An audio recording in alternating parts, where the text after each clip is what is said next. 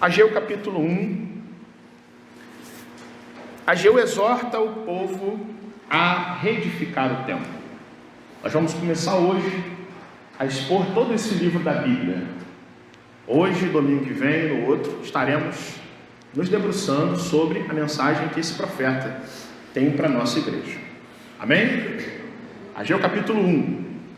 No segundo ano do rei Dario, no sexto mês, no primeiro dia do mês, veio a palavra do Senhor por intermédio do profeta Ageu a Zorobabel, filho de Salatiel, governador de Judá, e a Josué, filho de Josadaque, o sumo sacerdote, dizendo: assim fala o Senhor dos exércitos.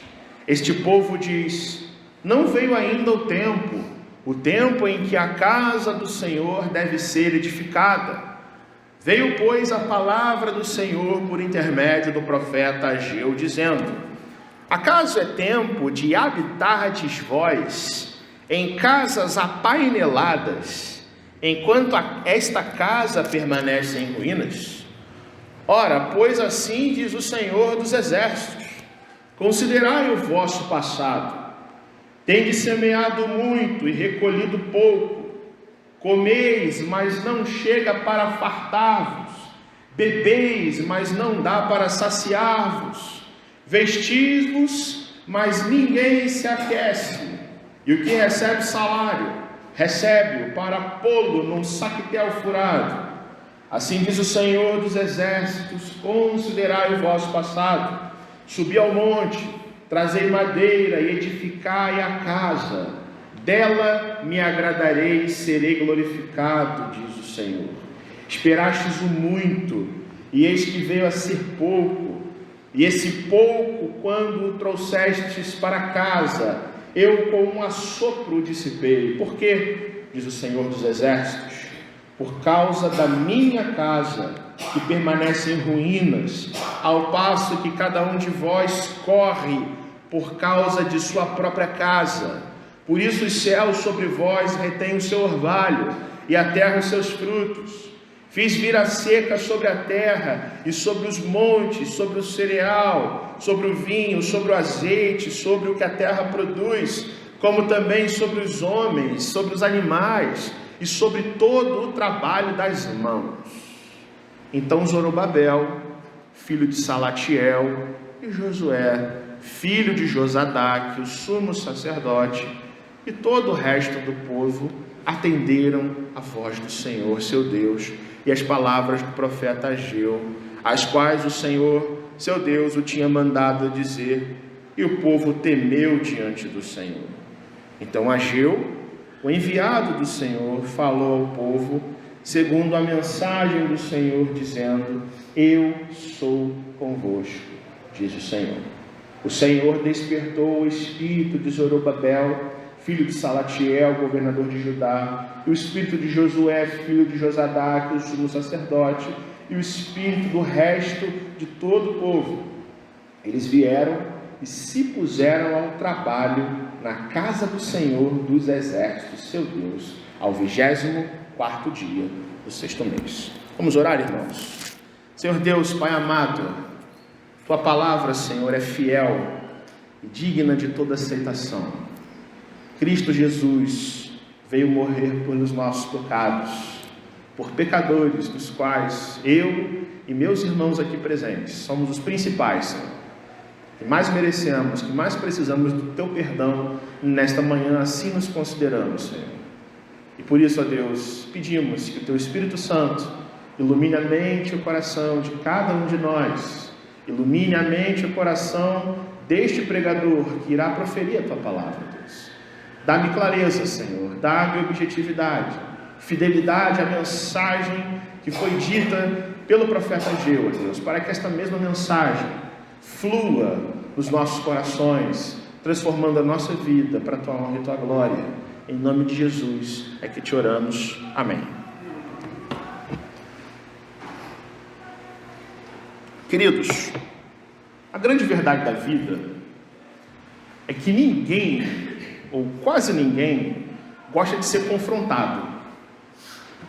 Os confrontos nos põem para baixo. ser exortado pelos outros, é na vida de algumas pessoas até um tabu.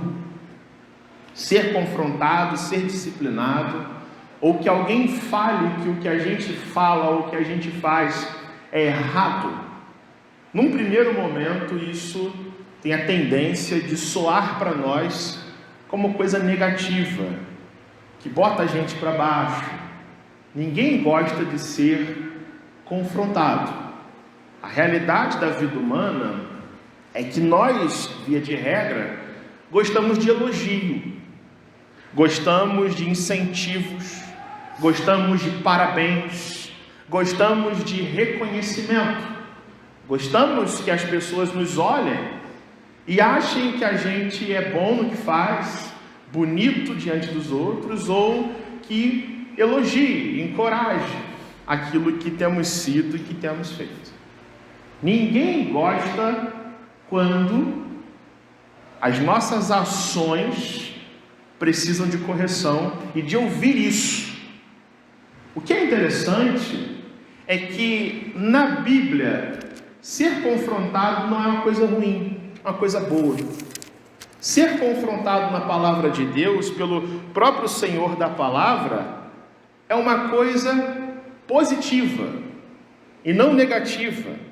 É uma coisa que pelo menos deveria incentivar o seu e o meu coração a desconstruirmos as nossas ideias quando elas nos apontam, nos levam para longe de Deus, ou pelo menos deveria fazer com que a gente reconheça o nosso estado de pecadores que somos e nos humilharmos e nos voltarmos para Deus com uma atitude bastante humilde no coração.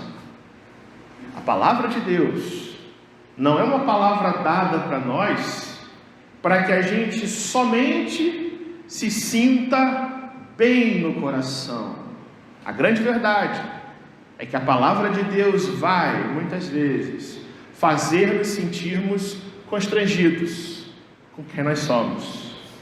E isso a gente entende porque toda a profecia de Deus, e nós acabamos de ler um livro profético da Bíblia, toda a profecia de Deus, como a gente sabe, é dada com esse propósito: consolar o coração, exortar o coração, edificar o coração.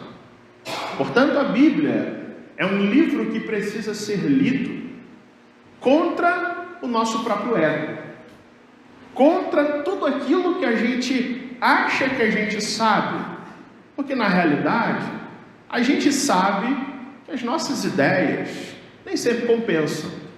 Às vezes nós precisamos que a palavra do Senhor nos dê alguns choques de realidade, nos colocando no caminho da obediência que vem do Senhor, reconhecendo que somos falhos diante de toda a verdade que vem de Deus. A Bíblia é um livro escrito para nos exortar também e para nos apontar, muitas vezes, quais são as consequências da negligência com relação a Deus, com a falta de prioridade de Deus no coração.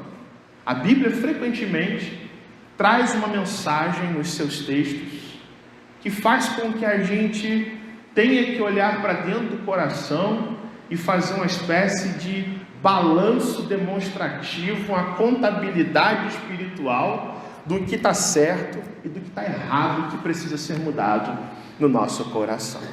Isso aconteceu com o povo de Deus, isso aconteceu com o povo de Israel, com o povo de Judá.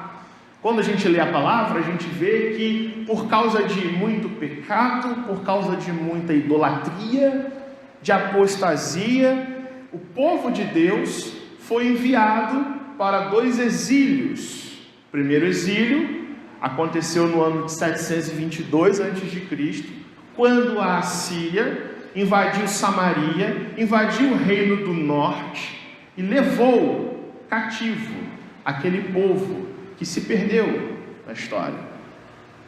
O reino do sul, em Judá, onde está Jerusalém, subsistiu por alguns séculos, mas logo depois o Império Babilônico veio e levou cativo o reino do sul, os remanescentes, os descendentes de Davi, de Salomão, de Roboão. E assim, meus irmãos, o povo de Deus é punido na história com um amargo período de 70 anos morando em terras estrangeiras, sem mais um templo para adorar. O templo é arruinado pelos babilônicos. O povo de Deus passa a viver como uma nação estrangeira dentro da cultura babilônica, clamando ao Senhor por restauração. Após alguns anos, o Império Babilônico, o glorioso Império Babilônico, cai e é conquistado por Ciro, o rei da Pérsia. E agora não mais os babilônicos, mas o Império Medo-Persa é que dita as regras no mundo, o maior império da humanidade. E o rei Ciro emite um decreto dizendo para os judeus: vocês podem voltar para a sua terra, vocês podem voltar para as suas casas, reconstruí-las. Toma aqui um dinheiro, volta e reconstrua o templo. E cremos isso por própria providência do Senhor, em usar um rei, um governante estrangeiro, para abençoar o povo de Deus, o regresso ao seu território, onde os judeus nunca mais se estabeleceriam como uma hegemonia política, mas para viver apenas como um povo sujeito, vassalo, subordinado a outros povos. E assim, cerca de 50 mil judeus voltam para o seu território para iniciar o processo de reconstrução. E reconstrução do templo, que havia sido arruinado. Quando os judeus chegam, eles encontram diversas dificuldades. Terra improdutiva, as casas estão em ruínas, destruídas, tensões internas e externas. O livro de Esdras, nos seus 6 primeiros capítulos, nos informa que eles enfrentam tamanha oposição que o trabalho no templo é suspenso. Eles lançam os fundamentos, lançam os alicerces, mas é tanta dificuldade, que a obra para. E fica 15 anos parada. E o pensamento desse povo, que foi libertado do cativeiro, que voltou para o seu território, o pensamento deles é basicamente o seguinte: já que é tanta dificuldade, vamos deixar esse tempo para depois. Vamos cuidar da nossa casa, vamos cuidar da nossa horta, vamos cuidar da nossa produção agrícola, vamos cuidar do que é nosso. E eles estabelecem quais são as prioridades dele. A casa do Senhor, não, depois a gente vê como fica. Mas é tanta tensão, vamos priorizar a gente, a nossa família, a nossa casa, vamos viver para nós. E aí que Deus, irmãos, que não se contenta com prioridades erradas, que não se contenta com negligência espiritual, com apatia do seu povo, levanta 2 profetas, Ageu e Zacarias.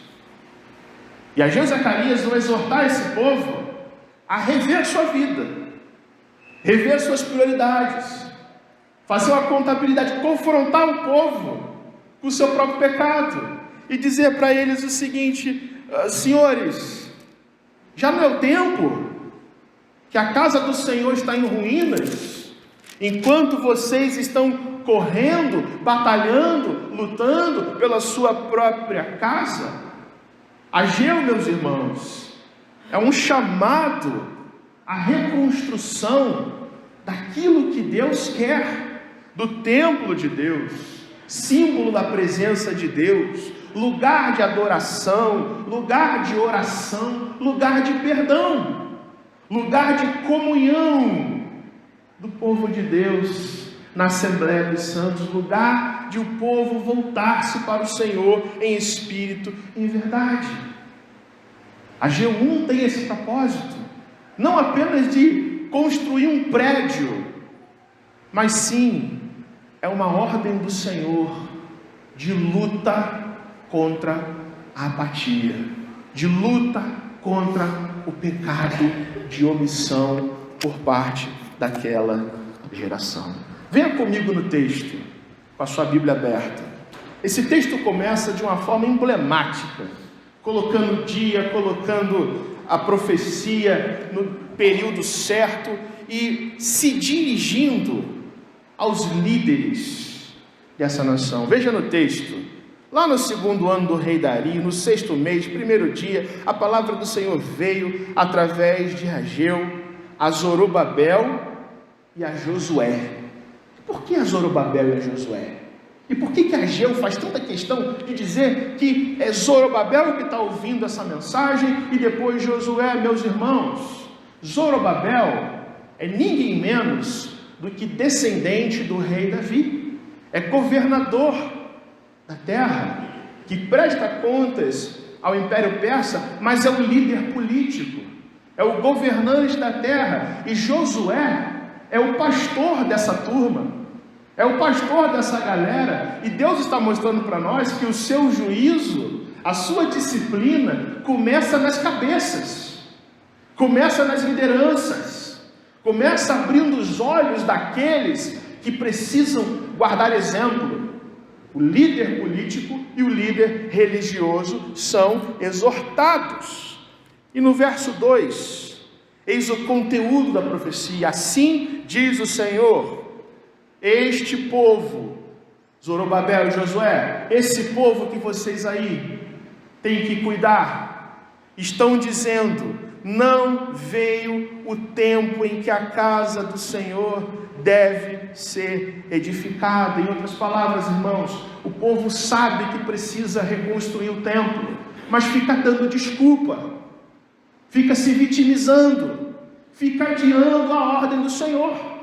O povo está dando desculpas e adiando a reconstrução do templo por 15 anos, cada um correndo pela sua própria casa, se afadigando em trabalho, com a mente em tantas outras coisas, e a casa do Senhor, não, quando der tempo, a gente resolve. É o pensamento dessa turma. Você já viu isso em algum lugar acontecer? Não é o problema que a gente esbarra hoje muitas vezes? Falta de prioridades com Deus, adiar as ordens do Senhor, não colocar Deus no centro do coração. Irmãos, este é o problema do povo de Deus que está vivendo mais ou menos 500 anos antes do Senhor Jesus. E Ageu prossegue na sua profecia.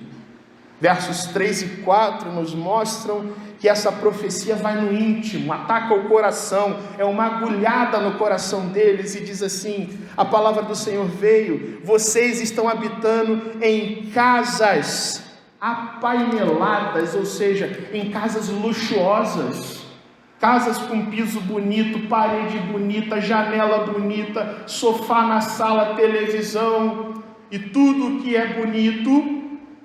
A casa é tempo de vocês viverem em casas bem ornamentadas, enquanto a casa do Senhor vai permanecer em ruínas. Só a pergunta que ele faz ao povo: é isso mesmo, povo de Judá? É assim que vocês vão viver a vida de vocês para sempre? As coisas do Senhor largadas e as coisas de vocês priorizadas?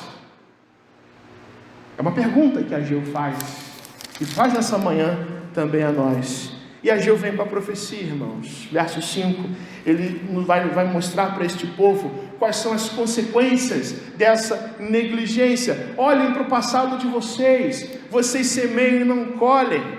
Vocês bebem água, mas isso não é suficiente para saciar a sede de vocês. Falta alimento, falta bebida, falta vestuário, falta pagamento. Aquele que trabalha e recolhe o seu dinheiro põe para colocar numa bolsa furada, diz o profeta. Não está dando dinheiro. As coisas ruins estão acontecendo, o sofrimento está vindo. E diz aí o profeta Ageu que a causa disso tudo não é o diabo, não são os demônios, não é macumba, não é olho gordo, não é nada disso. A causa disso é que o próprio Deus está mandando seca sobre a terra.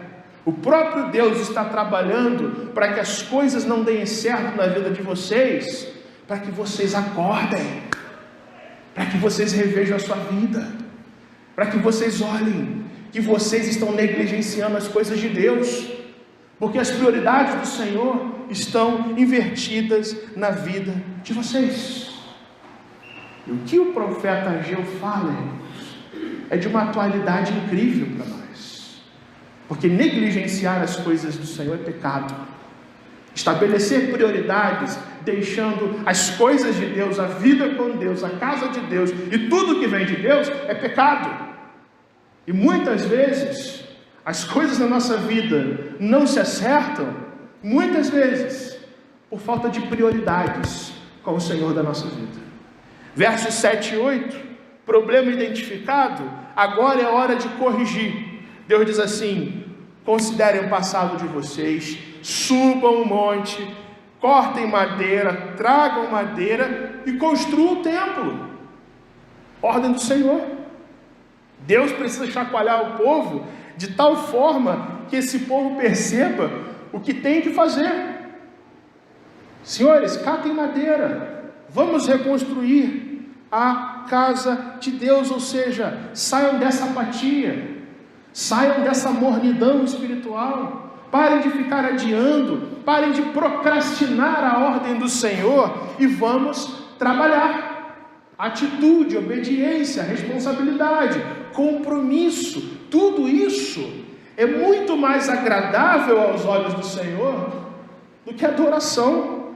Eis que o obedecer é melhor do que sacrificar, e o cumprir a palavra de Deus é melhor do que a gordura dos animais. É isso que Deus está dizendo para o seu povo. Versículos de número 9 e 11, Deus reforça, para que não haja dúvidas, vocês esperavam muito quando voltaram para a terra de vocês, mas esse muito se tornou pouco, e o pouco que vocês viveram aqui, eu ainda dissipei com o sofro, por causa da minha casa, que permanece em ruínas, ao passo que cada um de vós corre por causa de sua própria casa. Falta de atitude espiritual, prioridades invertidas, eles estão correndo pela sua própria casa, e a casa do Senhor está em ruínas, e Deus faz questão de repetir: é por isso que a vida de vocês está tão precária, está tão complicada, está tão cheia de dificuldades, porque vocês não estão colocando o coração na minha ordem, na vida comigo, na reconstrução do templo, nas coisas que vêm do Senhor. Pois bem, meus irmãos, o versículo 12, interessantemente e poderosamente, diz o profeta que essa profecia, tão simples, tão objetiva, tão direta, sacode o coração da liderança e sacode o coração do povo, que o povo se desperta. Diz aqui o texto que tanto Zorobabel quanto Josué ouviram a voz do Senhor e atenderam a voz do Senhor em cada palavra que foi proferida pelo profeta Ageu. Eles ouvem a voz do Senhor, eles se enchem de temor no coração, eles reconhecem o seu erro, reconhecem o seu pecado, e diz aqui o verso 14 que o próprio Deus desperta o espírito de Zorobabel, desperta o povo, tira o povo da inércia, faz promessas a esse povo dizendo: eu estou com vocês, portanto trabalhem, portanto se levantem, portanto parem de dar desculpas e priorizem o que é do Senhor. E termina o texto dizendo que eles se puseram ao trabalho na casa do Senhor dos exércitos, porque é Deus quem opera em nossos corações, tanto querer quanto realizar segundo a sua vontade. Eles são restaurados por Deus dessa negligência espiritual, dessa falta de prioridades. Eu nessa manhã quero dizer a você que a negligência espiritual, irmãos, é um pecado dos nossos dias, que traz perigos para a nossa vida. Eu quero chamar a minha atenção e a sua atenção quanto ao que Deus nos diz nessa manhã. Nós podemos ser negligentes espiritualmente se não vigiarmos. Nós podemos ser como o povo de Judá se não nos atentarmos à voz do Senhor. E o que Ele diz na sua palavra aqui, Ele diz para o seu coração e para o meu coração, para a sua vida pessoal e para a minha vida pessoal, da gente acordar, encher-se de temor e ouvir a voz de Deus falando conosco.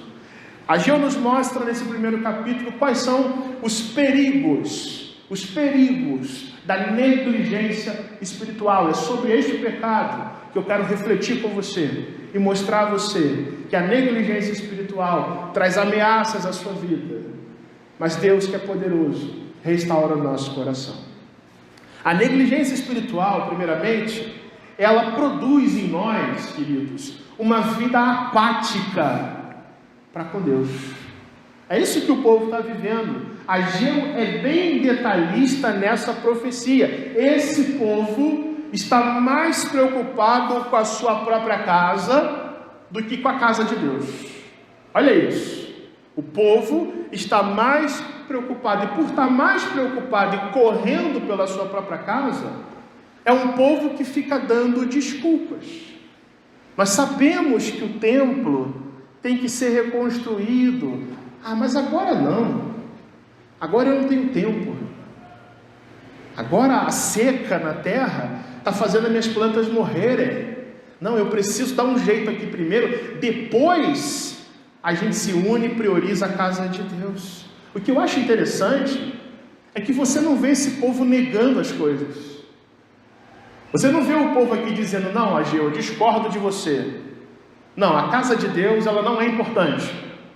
Nós não vemos no texto ninguém aqui se rebelar diretamente e dizer: eu discordo da palavra do Senhor, eu acho que a gente primeiro tem que cuidar da nossa família, e o que sobrar de tempo, e fazer argumentos em cima de... Não, o que a gente vê é o seguinte: o povo sabe que está errado, o povo sabe que o templo é importante, o povo sabe que eles saíram do exílio, foram tirados por Deus, voltaram para a sua terra com o objetivo disso. Eles sabem que o templo precisa ser reconstruído. Qual o problema desse povo, irmãos? Procrastinação, protelação, deixar as coisas do Senhor no banco de reservas, deixar o templo para, se der, a gente cuida da casa de Deus. Se der, o tempo é correr pelas nossas casas e não a casa do Senhor. Isso é apatia, gente. Isso é apatia que bate no coração de você e de mim também. Se a gente não vigiar, não priorizar a Deus, preste bem atenção nisso, não priorizar a Deus é pecado. E eu digo para você que é um pecado angular. É um pecado que, se entra no teu coração, vai produzir outros pecados.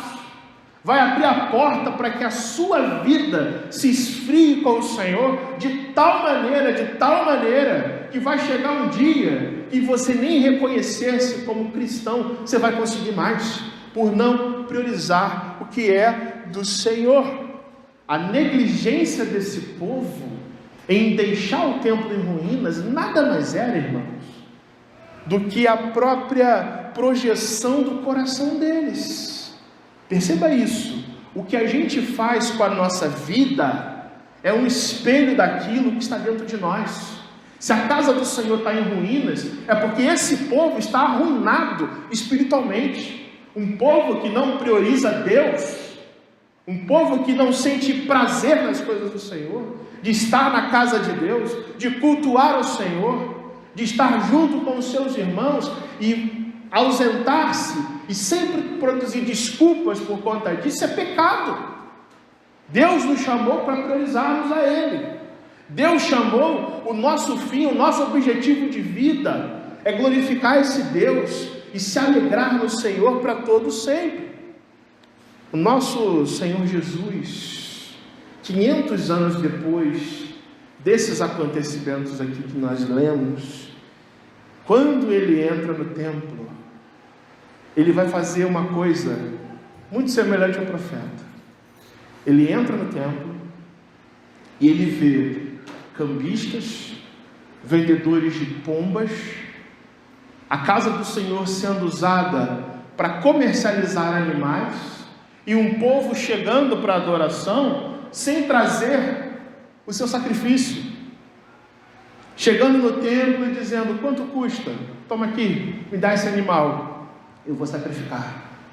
Diferente do que a lei mandava, de que o sacrifício tinha que ser algo produzido dentro de casa, trazendo o adorador, o seu coração, o seu sacrifício, a sua oferta, como um gesto natural da sua vida.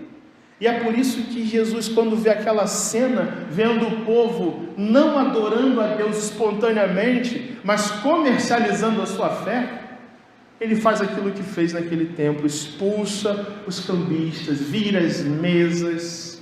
Diz que, como lemos no início desse culto, a casa do meu pai é casa de oração, e vocês estão comercializando a fé aqui. E Jesus, nesta mesma passagem, vai dizer: eu vou derrubar esse templo e vou reerguê-lo em 3 dias, referindo-se ele ao santuário do seu próprio corpo. Meus irmãos, a negligência espiritual produz vida apática com Deus. Isso porque nós precisamos entender, e muitas vezes não entendemos, que Jesus é o próprio templo. Ele não está apenas aqui, mas Ele é aquele a quem nós direcionamos a nossa adoração. Ele faz cada um de nós sermos como santuários vivos da sua presença, onde Jesus tem que ser adorado no coração. E se você negligenciar, se você permitir que o seu coração esteja em ruínas, se você priorizar tantas coisas mais e mais e se esquecer do santuário do seu coração, tudo ao seu redor estará arruinado, tudo ao seu redor estará em seca. Ageu não se refere apenas ao templo, lugar físico, edifício, estrutura. Ele quer apontar um pecado de que o nosso templo, o templo do Espírito Santo, o templo do nosso coração, a nossa vida, a nossa alma, se ela estiver com Jesus, então a apatia cessa do nosso coração. O nosso Salvador morreu e ressuscitou, irmãos, não para gerar uma igreja apática, não para gerar uma vida espiritual que desconsidera as coisas de Deus. Eu creio que seja esse o pecado do nosso tempo. As nossas prioridades estão erradas, irmãos, e nós talvez estejamos dando muitas desculpas com relação a Deus, com relação à igreja, com relação a tudo que envolve Deus na nossa vida. Nós damos desculpas. Nós muitas vezes não consideramos que estar num culto como esse, por exemplo, é algo tão importante, mas tão importante, que se der tempo, a gente faz outras coisas, mas a prioridade é estar aqui. Estar aqui no horário, estar aqui presente, com o coração alegre, cheio de alegria, como diz a palavra: alegrei-me quando me disseram, vamos à casa do Senhor. Mas não me refiro só ao culto, me refiro a tudo na sua vida que envolve Deus. Tudo na sua vida que envolve Deus, a sua espiritualidade, a sua vida de oração, o seu conhecimento da palavra do Senhor, tudo isso, meu irmão, tem que vir primeiro, e as outras coisas serão acrescentadas por Deus. Jesus Cristo, nosso Salvador, ressuscitou por nós, deu sua vida por nós, Ele, o verdadeiro templo de Deus, para reconstruir o nosso coração e nos dar uma vida abundante, cheia de fervor, despertamento por Deus. Ageu também nos ensina que a negligência espiritual, ela é um fator que atrai o juízo de Deus. Preste bem atenção nisso. Deus está julgando o seu povo aqui. Deus está disciplinando o seu povo, e a gente não pode perder isso de vista. Deus nos ama, mas por nos amar, Ele tem todo o direito de disciplinar o nosso coração.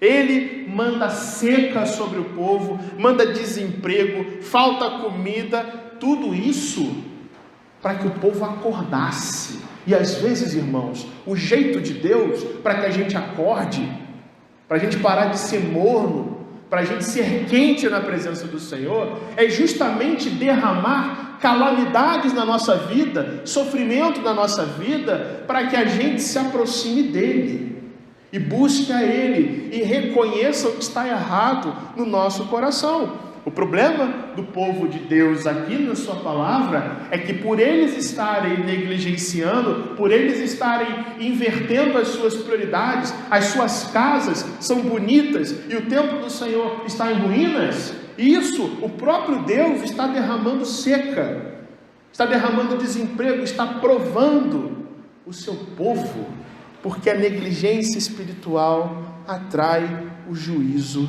de Deus. Seria um grande erro da nossa parte nos esquecermos por um minuto sequer que Deus também disciplina a nossa vida. Seria um grande erro a gente perceber que muitas vezes coisas estão acontecendo na nossa casa, coisas estão acontecendo na nossa vida, coisas ruins. E talvez isso, irmão, talvez isso, quem sabe não seja Deus tentando acordar você, tentando tirar você dessa apatia, querendo construir no seu coração uma alma que não seja negligente, mas que seja operoso praticante na presença desse Deus. Eu pergunto para você nessa manhã, será que a gente tem valorizado isso? Porque o ponto crucial dessa mensagem, irmãos, é que Deus está interessado em uma vida espiritual que o obedeça, que o priorize, que se volte para Ele. O templo não é a grande questão, o prédio não é a grande questão, mas o que o templo simbolizava, a própria presença de Deus, oração, adoração, vida espiritual com Deus. Será que a gente tem na nossa vida priorizado essas coisas?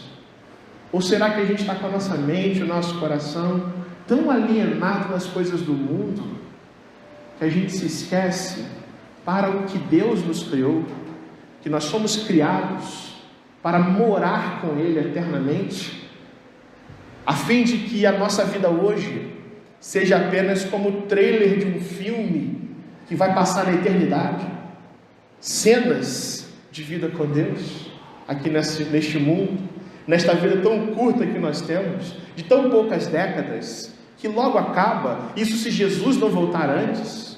Aliás, eu pergunto, se Jesus voltasse hoje, Ele nos encontraria como? Negligentes, desculpistas, vitimistas, ou pessoas que se voltam para Jesus, que vivem a sua vida na casa de Deus, que buscam estar juntos como irmãos, que priorizam tudo que é do Senhor na sua vida.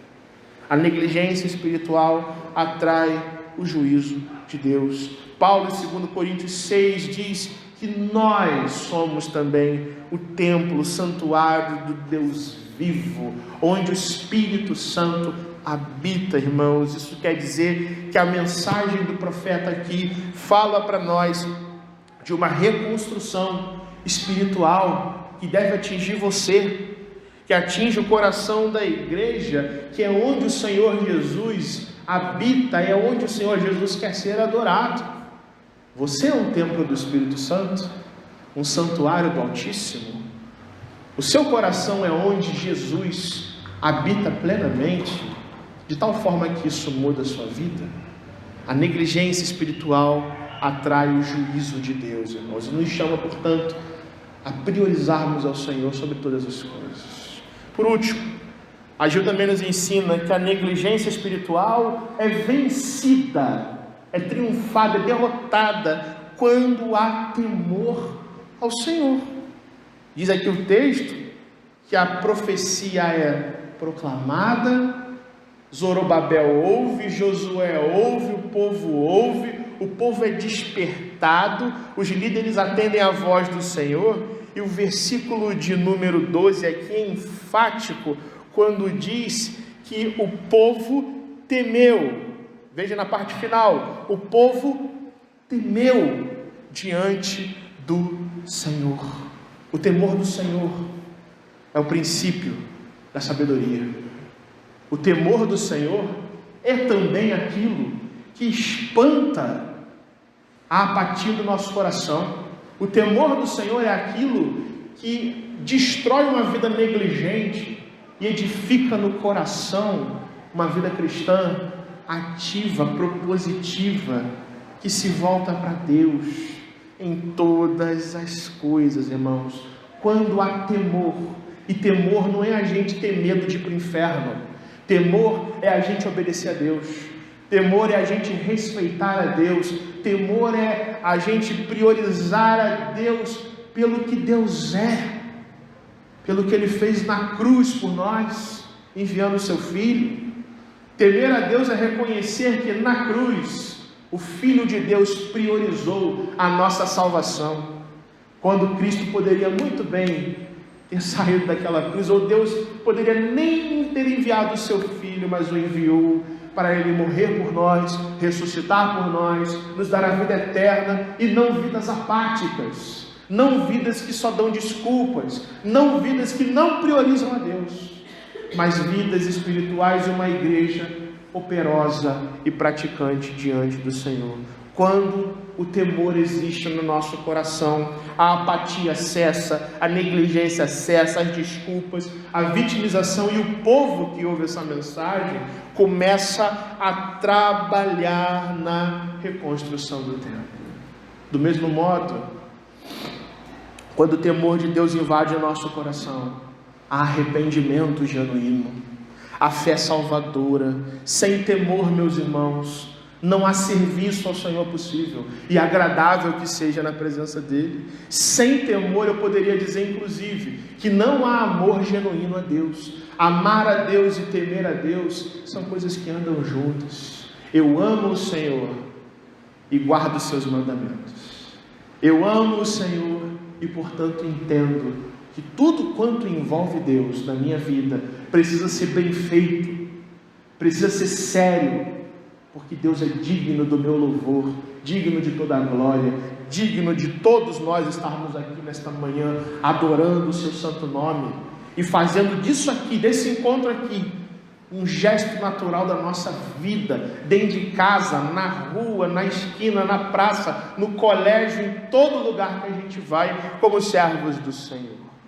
O texto termina dizendo que quando o temor atinge o povo de Deus, e o povo de Deus se põe a trabalhar, é justamente aí que Deus reafirma as promessas que vêm da sua aliança com esse povo. Veja o versículo 13. Então Ageu, enviado do Senhor, falou ao povo segundo a mensagem do Senhor, dizendo: eu sou convosco, diz o Senhor. Eu estou com vocês, portanto, trabalhem. A Bíblia nos ensina que se Deus é por nós, quem será contra nós? Mas a minha pergunta para você é: você está realmente em Deus? Ou a sua vida é só uma vidinha religiosa? Deus está com você e prometendo estar com você, mas você pode também dizer isso para Deus: Senhor, eu estou contigo, usa a minha vida conforme a tua palavra, usa a minha vida conforme a sua vontade. Deus nos chama nessa manhã, irmãos, a aplicarmos essa palavra de Ageu no coração, a entendermos que não gostamos de ser confrontados, mas que precisamos ser confrontados pela palavra do Senhor. Deus nos chama a nós também lutarmos contra a apatia.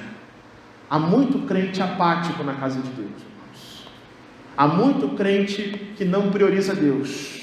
Há muito crente dando desculpa para tudo, quando o assunto é Deus, a sua igreja, a sua palavra ou a vida de oração. Deus quer nessa manhã que você escute isso e incuta isso no seu coração, internalize isso no seu coração. Não há igreja possível de viver para Deus, de ser ativa, de ser operosa, sem que cada um de nós individualmente lutemos contra o nosso próprio eu, a nossa própria apatia, e revendo a nossa vida. E nós somos chamados até nos sentirmos mal com relação a isso. A olharmos para o nosso coração e dizer, realmente, eu poderia estar dando ao Senhor muito mais do que eu tenho dado hoje, e eu falo isso para vocês, irmãos, olhando para a minha vida, porque eu sei que eu mesmo poderia dar ao Senhor muito mais do que eu mesmo tenho dado hoje. Essa é uma mensagem que cada um de nós tem que ler olhando no espelho, porque é Deus que precisa incomodar o nosso coração. Nós temos que lutar contra a mornidão, contra a apatia, meus irmãos, porque Deus nos chama a priorizarmos Ele. Deus nos chama a priorizá-lo, a nós nos perguntarmos o que é mais importante na minha vida, o que tem que ocupar mais a minha cabeça, o que tem que ser mais importante de eu estar presente. Deixa eu dizer uma coisa para você, não é o seu trabalho, porque o trabalho passa, não é a sua família, por mais que ela seja importante. Se tudo isso, família, trabalho, compromissos seculares, negócios, agendas no mundo, se tudo isso tomar você de tal forma que você não tenha nem mais tempo de ir numa reunião de oração, de cultuar ao Senhor, de estar na casa de Deus, ou simplesmente de você orar e ler a Bíblia, é porque você precisa entender quem é o Senhor para você. Quando conhecemos a Deus, nós o priorizamos, irmãos. Quando há temor no nosso coração, não há desculpas, não há vitimização, não há quês nem porquês. Quando há temor, só existe buscar a Deus em primeiro lugar e a sua justiça, e todas as outras coisas serão acrescentadas. Foi assim que Jesus viveu, e é assim que eu quero viver, e é assim que todos nós precisamos viver para a glória de Deus. Deus nos chama a priorizarmos a Ele e aprendermos a temê-lo. Ele nos ama e também é digno do nosso temor. Você teme ao Senhor de todo o seu coração? Então, quanto você sabe que você ama a Deus de todo o seu coração? Feche seus olhos. Vamos conversar com Deus sobre isso.